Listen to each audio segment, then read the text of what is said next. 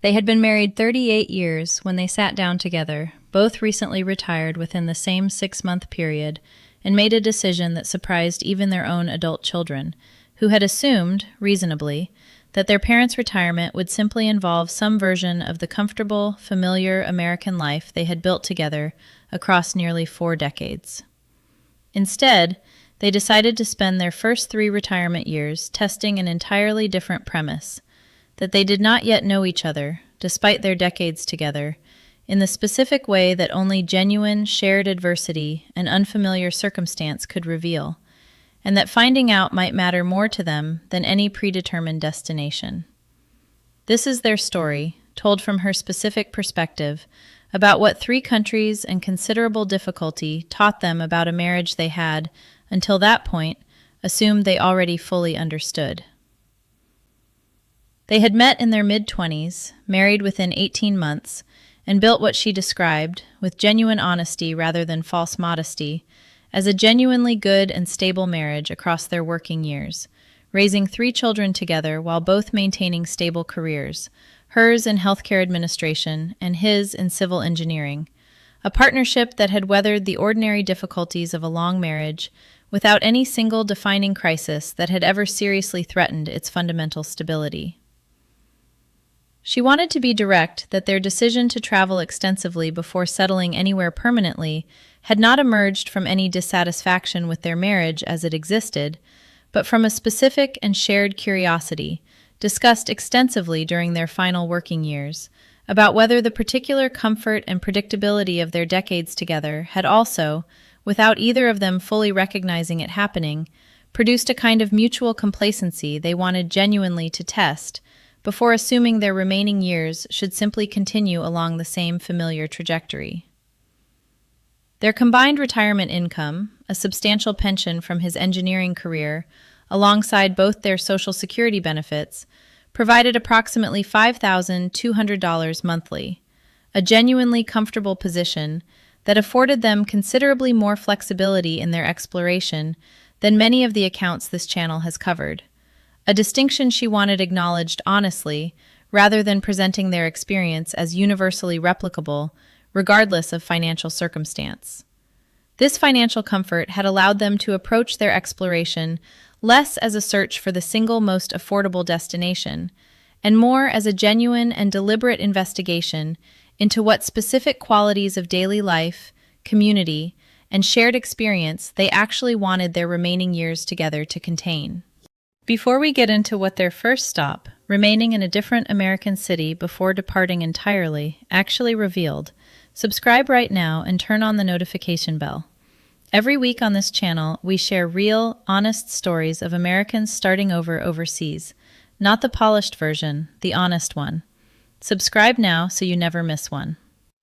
Their first extended stay, 6 months in a coastal Thai city known for its established expatriate community, had introduced a specific and genuinely difficult dynamic neither had fully anticipated, despite their explicit shared intention to use this period as genuine relationship investigation. She found herself, within their first 2 months, gravitating naturally toward a specific and active social circle centered around a local expatriate women's group, building what felt like genuine and rapid friendship, while he had struggled considerably more to establish comparable connection, finding the more male-dominated expatriate social circles he encountered centered significantly around activities, drinking establishments, and golf primarily, that held little genuine interest for him, a specific asymmetry in their respective adjustment that had produced, by their 4th month in Thailand, a genuine and uncomfortable tension neither had experienced during their previous decades together, when their social lives had remained considerably more integrated and mutually shared throughout their working years and American community involvement.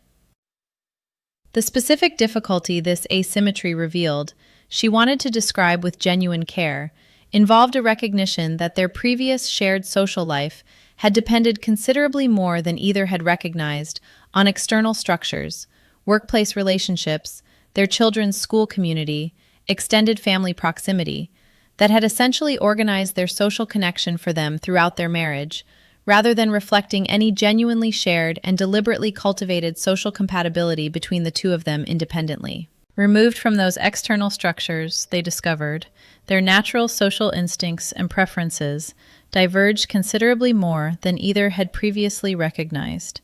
A genuinely uncomfortable discovery that produced several difficult conversations during their Thailand stay.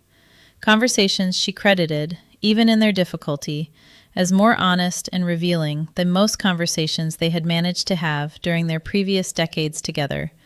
Precisely because the external structures that had previously organized their shared life had also, she came to recognize, allowed them to avoid confronting this specific difference directly. Their second stop, 4 months in a mid-sized Vietnamese city, chosen partly to test whether their Thailand difficulties reflected something specific to that particular expatriate community or a more fundamental pattern likely to recur elsewhere, revealed a genuinely different but equally significant challenge. Rather than the social asymmetry that had characterized their Thailand experience, Vietnam introduced a specific and considerable language barrier more severe than either had anticipated, one that had, somewhat unexpectedly, drawn them considerably closer together through shared dependence on each other for basic daily navigation, but that had also revealed, through the specific stress of that shared dependence, a pattern of communication under pressure that she described as genuinely difficult to witness in her own husband, a tendency toward visible frustration and occasional short-temperedness during logistically difficult situations, restaurant ordering, transportation negotiation, basic errands complicated by the language barrier, that she recognized, with some discomfort, she had either not previously noticed or had perhaps unconsciously avoided confronting during their previous decades of American life, where such logistically difficult situations requiring extended patience had simply arisen considerably less frequently. She wanted to be direct that by the conclusion of their Vietnam stay, roughly 10 months into their broader exploration, both had begun genuinely questioning whether their entire premise, that extended travel together would reveal and strengthen their marriage, had instead simply revealed difficulties that a more conventional, comfortable retirement might have allowed them to continue avoiding indefinitely. A genuinely difficult period during which they seriously discussed abandoning their original plan and returning to the more predictable American life they had left.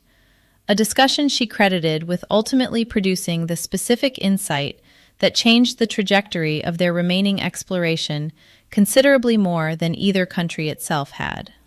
That specific insight, arrived at during an unusually honest conversation during their final week in Vietnam, involved a mutual recognition that they had, throughout both previous stops, been evaluating each location and each other primarily through a lens of comfort and ease, measuring their experience by the absence of difficulty rather than by any deeper quality of connection that difficulty, when navigated honestly together rather than avoided, might actually reveal or strengthen. They decided, somewhat experimentally, to approach their final planned stop, the Philippines, with a deliberately different framework, specifically seeking out situations requiring genuine collaboration and mutual reliance, rather than defaulting to whatever arrangement felt most immediately comfortable for each of them individually. A shift she credited as the specific factor that transformed their Philippine experience into something genuinely different from their previous 2 stops. The specific mechanism of that transformation she wanted to describe with genuine detail, centered significantly around a decision, made deliberately rather than accidentally, to volunteer together, rather than pursuing separate individual activities, as they largely had in Thailand, with a local community organization rebuilding homes in a coastal area still recovering from a significant typhoon several years earlier. Physical volunteer work that required genuine and sustained collaboration. Coordinating tools, communicating clearly under the specific pressure of physically demanding and occasionally frustrating construction tasks. Neither had significant previous experience navigating. She described watching her husband, during their 3rd week of this volunteer work, navigate a genuinely frustrating construction miscommunication with a local team leader with a patience and collaborative problem-solving approach that stood in stark and, to her, genuinely moving contrast to the short-temperedness she had witnessed during their comparable Vietnam difficulties. A shift she attributed not to any change in him individually, but to the specific difference between navigating difficulty in service of a shared, meaningful purpose beyond their own personal comfort versus navigating difficulty purely in pursuit of their own convenience and ease. She wanted to note that this specific volunteer commitment had continued well beyond their originally planned Philippine stay, becoming the primary reason they ultimately decided to settle permanently in the specific community where they had been volunteering,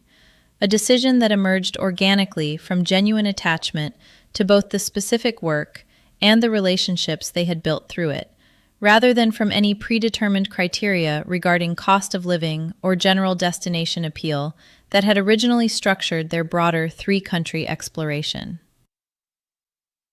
When asked what she would tell another long-married couple considering a similar extended exploration before settling into retirement, her answer focused specifically on the distinction between travel structured around comfort and ease versus travel structured around genuine shared challenge and purpose. A distinction she felt their own difficult experience across three countries had ultimately revealed as considerably more significant than any specific destination's individual qualities. She recommended, directly, deliberately seeking out situations during any extended exploration that required genuine collaboration and mutual reliance under some degree of real difficulty, rather than defaulting to whatever arrangement feels most immediately comfortable for each partner individually, since she had come to believe, through her own considerable difficulty across two countries, before finally recognizing this pattern in the third, that comfort and ease, while pleasant, revealed remarkably little about a marriage's genuine underlying strength or compatibility compared to what shared difficulty, navigated honestly and in service of something beyond mere personal convenience, could actually demonstrate. If you are watching this as part of a long-married couple considering your own extended exploration before settling into retirement, she wanted to leave you with the specific reframe her own difficult but ultimately transformative three-country journey had produced. The specific location you eventually choose to settle in matters considerably less than the specific way you choose to engage with wherever you are exploring together, and deliberately seeking out genuine shared challenge and collaborative purpose, rather than simply comfortable ease, may reveal considerably more about your actual compatibility and the genuine strength of your partnership than any number of pleasant, comfortable months ever could. Subscribe to Second Life Abroad and turn on the notification bell. Share this with a long-married couple you know who might benefit from hearing that real strength in a marriage is often revealed not through comfort, but through difficulty faced honestly together. We will see you in the next one. There is a specific detail regarding their eventual permanent settlement she wanted included, because she felt it illustrated something important about how genuinely their approach had shifted from their original exploration framework. Rather than purchasing property immediately upon deciding to remain, a decision she recognized several other accounts on this channel had approached with genuine caution she now shared, they continued renting for an additional 18 months, specifically within walking distance of the rebuilding project, deliberately extending their own trial period even after their underlying decision to stay had already, in practice, been made. A choice she credited to lessons absorbed from their own difficult Thailand